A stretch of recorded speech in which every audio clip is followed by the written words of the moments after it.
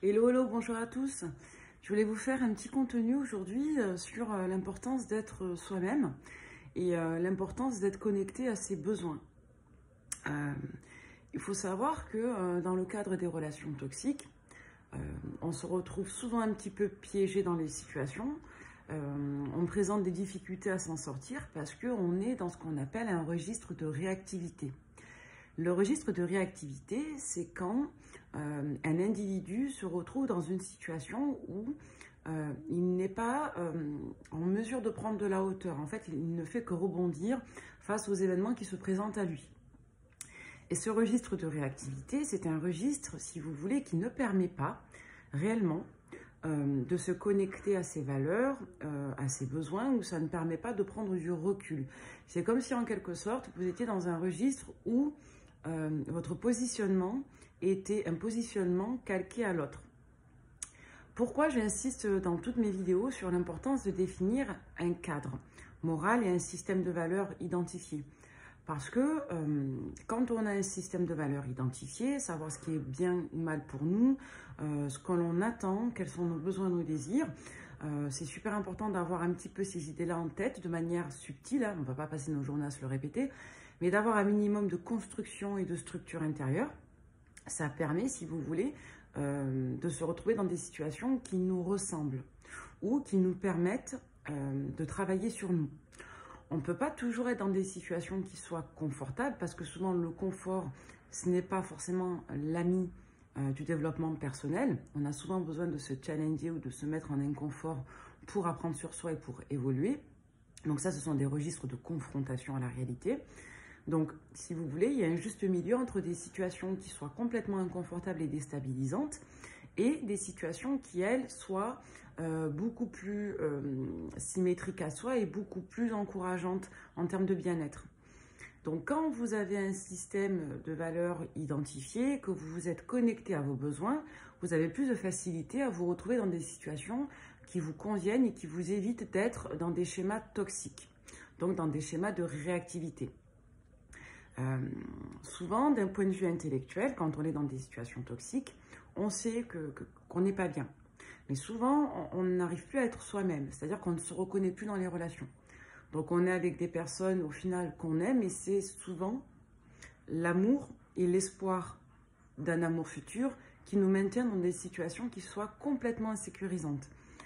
Souvent, on n'est pas heureux dans une relation, mais on estime que la personne a des bons côtés, on l'aime et on espère surtout que la relation évolue favorablement. Donc moi, ce que j'observe beaucoup dans les entretiens, ce sont ces prérogatives-là. Je fais complètement l'abnégation de mon bien-être, de mes besoins, de mes désirs, au profit d'une projection future ou passée de ma relation sentimentale. En somme, je ne suis plus bien avec toi, mais je sais que tu as du potentiel, je t'ai connu sous un certain abord avec certaines qualités, et j'ai surtout espoir que la situation évolue. Donc souvent, on va rechercher dans des cadres de sécurité future ou dans des cadres de projection, la sécurité qui nous manque dans l'instantané. Donc souvent, la réactivité, elle permet de maintenir une situation qui ne permet pas d'entretenir nos besoins. Je ne sais pas si vous comprenez, mais souvent, on a tendance à être dans la réaction quand on n'est pas en mesure de prendre le contrôle ou d'initier des situations qui soient plus à l'écoute ou davantage le reflet de ce dont on a besoin. Donc, si vous voulez, quand on est dans un registre de réactivité ou de réaction, on a tendance à se raccrocher à des désirs de projection, pas forcément à des désirs concrets. Moi, souvent, je fais ce qu'on appelle de la formulation, de la reformulation. Donc, j'invite les personnes à reformuler leur situation ou à faire des commentaires sur leur propre personne. Donc, en fait, ce que je fais, c'est que j'invite les personnes à formuler un regard extérieur sur elles-mêmes et sur leur situation. Parce que le regard intérieur est complètement parasité par le cadre de dépendance à l'autre. Donc souvent, quand on demande à une personne qui est dans une relation toxique ce qu'elle veut ou ce qu'elle fait, ce qu'elle compte faire, elle dit « je vais faire ça pour que l'autre réagisse comme ça. Je vais réagir comme ça pour que l'autre le prenne comme ça. » Et souvent, quand on demande aux personnes pourquoi elles ne font pas les choses en accord avec leurs propres besoins, elles répondent que si elles le font, elles aient crainte que l'autre le vive de cette manière, ou que l'autre réagisse mal, ou que l'autre ait tel mode de fonctionnement. Donc c'est comme si, en quelque sorte, dans le cadre de réactivité, c'était vraiment les besoins supposés de l'autre personne qui rentraient en ligne de compte et en ligne de compte seule. C'est-à-dire que la personne est orientée vers un désir de projection future ou meilleure, donc il n'est pas en lien avec la réalité présente, donc la projection d'une meilleure relation par exemple, ou d'un potentiel de relation à atteindre, et à côté de ça, la personne, elle va placer les besoins supposés de l'autre avant ses propres besoins. Donc, vous savez, dans les coachings, dans les vidéos qu'on voit sur Internet, on aborde souvent la notion d'over ou d'under. Donc ça, c'est en lien avec la posture de l'un par rapport à l'autre. Donc souvent, dans une relation, ce qu'on recherche, c'est les rapports d'équité, d'équilibre et surtout des rapports de complémentarité. Ça veut dire, moi, par exemple, quand je vous dis de définir votre système de valeurs, je ne vous dis pas d'avoir du bien ou du mal à tout prix. Chaque couple définit ses propres règles sur 2 niveaux. C'est-à-dire les règles auxquelles ils adhèrent, le couple adhère. Donc ça se joue entre les personnes qui sont concernées. Chaque couple définit ses propres normes, ses propres valeurs et ses propres projets. Et surtout, ça repose sur la notion d'entente commune. Ce qui signifie qu'on soit dans une relation à 2, à 3, qu'on soit dans de la monogamie, de la polygamie. Tout est possible, tout c'est que chaque protagoniste de la relation trouve sa place et trouve son rapport d'équité. Chaque définition morale de la relation, c'est-à-dire la valeur, la norme, l'éthique, etc., est en lien avec les protagonistes de la relation de couple, ou de trouble aussi. Voilà, donc chaque personne dans la relation définit l'une par rapport à l'autre, ou les uns par rapport aux autres, leurs propres règles. Mais quand une relation repose de manière inéquitable sur le surinvestissement de l'autre, c'est-à-dire qu'on ne retrouve pas sa place au profit de l'autre, là on est dans des relations qui deviennent relativement malaisantes, malsaines. Sans parler de toxicité, on est dans quelque chose qui est relativement malaisant parce qu'on ne peut pas, de manière durable et pérenne, reposer son équilibre sur l'équilibre de l'autre. Bon, tout est possible en amour, vous me direz, mais en général, on a besoin dans des schémas, on va dire, conventionnels, de reposer l'équilibre à 2 sur l'équilibre équitable. C'est-à-dire que chacun trouve plus ou moins sa place, même si la place de l'un est définie par la place de l'autre. Ça dépend des personnes et des besoins. Quand vous êtes dans une relation où vous êtes vraiment tenu en termes de sécurité affective et émotionnelle par le futur, vous êtes dans des relations au final où vous n'êtes pas connecté à vos besoins, parce que vos besoins réels, d'un point de vue sensitif et d'un point de vue émotionnel, ne sont pas en lien avec votre passé ou avec votre futur. Ils sont orientés et définis par l'ensemble de vos expériences, de votre personnalité, mais dans l'instant présent, vos besoins sont en lien avec ce que vous avez besoin, ce que vous demandez, ce que vous souhaitez, dans l'instant, donc dans le registre présent. Et ce qu'on remarque souvent dans les relations toxiques, c'est que le registre présent est souvent mis à mal. C'est-à-dire que dans le présent, il y a une forme de vide. On attend, si vous voulez, dans le fait de surinvestir l'amour auprès de l'autre, parce que la relation ne permet pas de nourrir de manière équilibrée le bien-être de soi, on a tendance, si vous voulez, à surinvestir l'amour auprès de l'autre, et on espère que ce don, en quelque sorte, émotionnel que l'on fait à l'autre, qu'on lui donne, va être un petit peu redonné, rebasculé par un don futur. En gros, je donne, parce que j'espère que mon don portera effet, portera ses fruits, et dans l'avenir, l'autre, de manière plus équitable, me redonnera ce que je lui ai donné.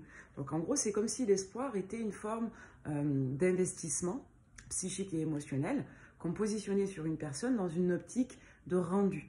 En gros, quand vous êtes face à une rupture, par exemple, que vous êtes déçu, vous avez une désillusion parce que vous vous êtes accroché, vous avez donné et que la finalité n'a pas suivi, vous vous dites, moi j'entends souvent en tout cas, il me doit, je lui ai tout donné, j'y ai cru, j'ai été patiente, j'ai trop pardonné, j'ai trop souffert, je me suis trop sacrifiée.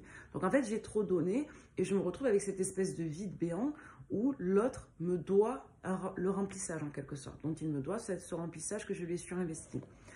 Souvent, j'aborde dans les vidéos la notion de responsabilité personnelle. Pourquoi? Parce que quand vous estimez que vous êtes un adulte autonome, indépendant et responsable, et que l'amour que vous avez à l'intérieur de vous, qui est un amour individuel, quelque part cet amour se multiplie au contact, se démultiplie au contact de l'autre, il se régénère à l'intérieur par le contact de l'autre, si vous voulez, cet amour, vous en êtes le seul maître. maître ou maîtresse, hein, homme ou femme, c'est non-genré, hein. Mais si vous voulez, vous êtes la seule personne responsable de vous-même. Et quand vous décidez de donner votre amour à quelqu'un, que vous vous accrochez à une relation, c'est comme si vous preniez en quelque sorte un risque. C'est un pari risqué. L'amour, c'est un peu un pari risqué. Parfois, on parie à deux et on a plus de chances de moins perdre parce qu'on a été à deux et qu'on a été dans des rapports d'équité, ça n'a pas fonctionné. Et parfois, on décide de donner, mais on a toujours en tête que l'autre va forcément nous rendre. Et quand il ne nous rend pas, on estime que la personne nous doit quelque chose.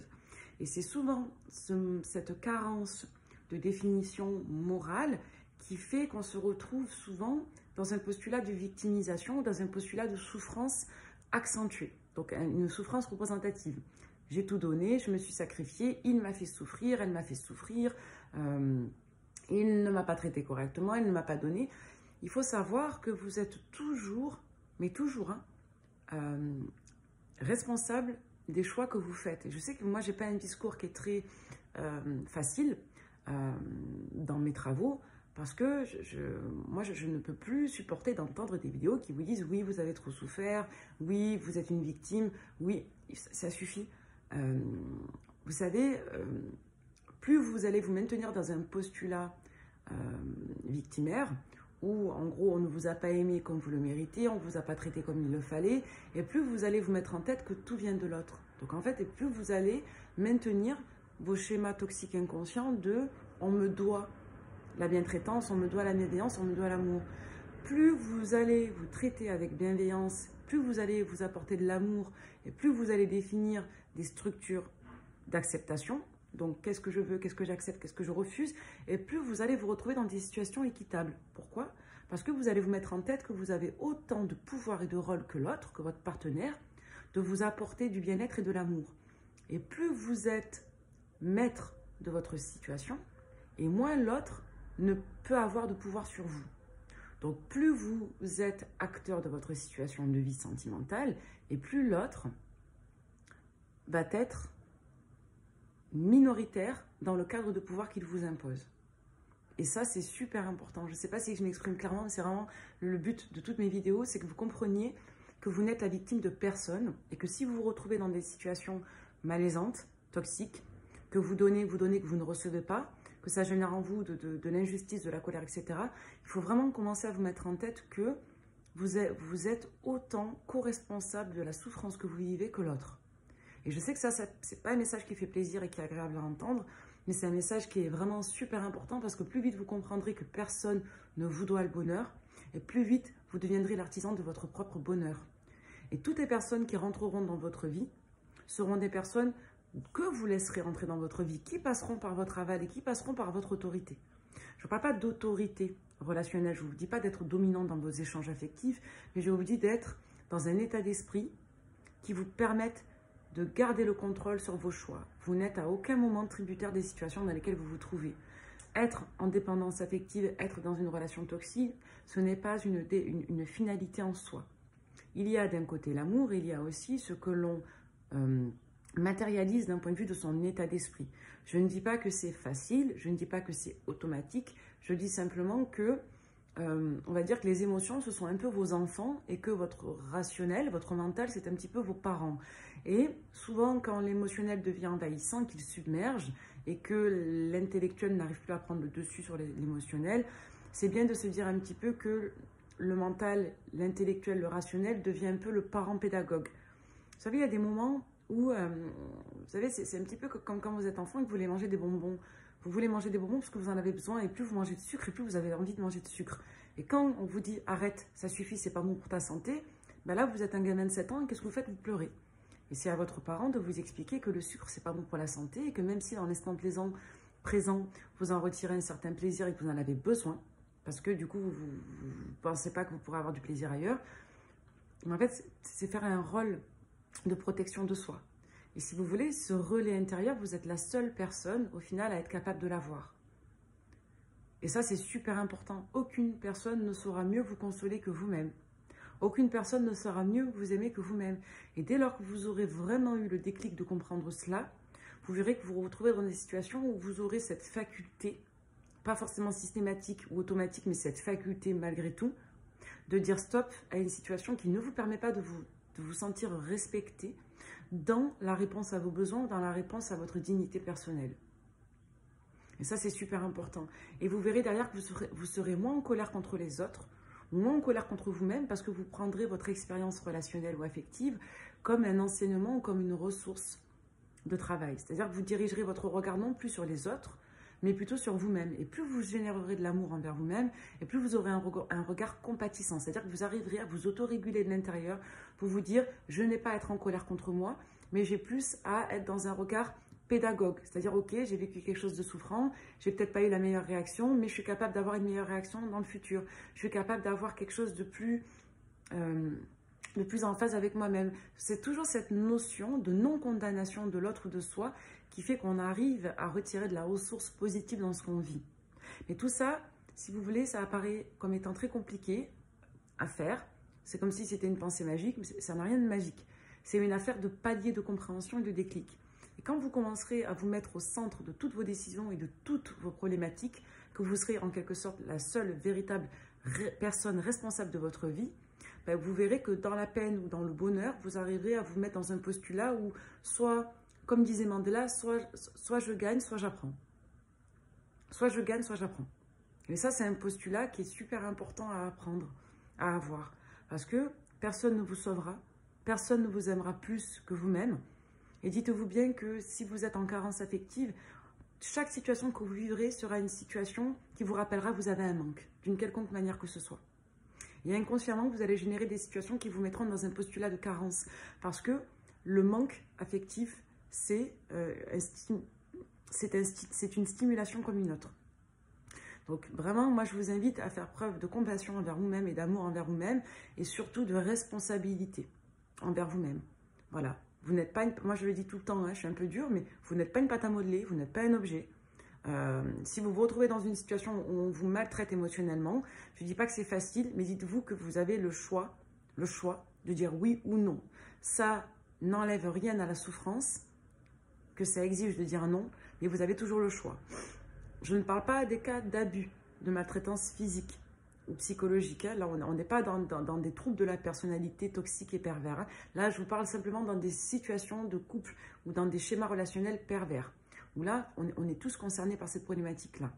Donc, vraiment, replacez-vous au centre de votre vie, de votre priorité. Essayez d'être connecté à vos besoins présents, de ne pas orienter vos besoins sur les besoins des autres, de vous mettre toujours au centre, de manière un petit peu égocentrique, de vos besoins. C'est-à-dire de quoi j'ai besoin maintenant, de sortir de l'aspect réactionnel des situations, c'est-à-dire d'essayer de prendre un petit peu de hauteur et de ne pas se dire non, mais j'ai pas envie de réfléchir ou c'est trop compliqué ou je ne sais pas.